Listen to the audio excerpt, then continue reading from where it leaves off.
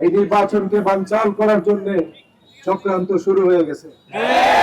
ভারতের আধিপত্যবাদীরা হাজার হাজার কোটি টাকা বরাদ্দ করেছে।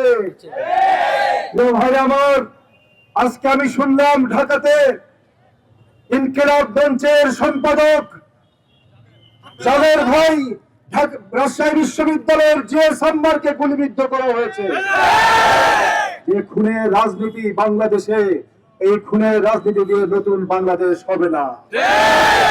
এই জন্য আজকে তীব্র নিন্দা জানাই যে পচা বস্তা পচা রাজনীতি, মানুষকে হত্যা করে গুলিবিদ্ধ করে, এই পুরানো বস্তা পচা রাজনীতি দিয়ে নতুন বাংলাদেশ হবে না।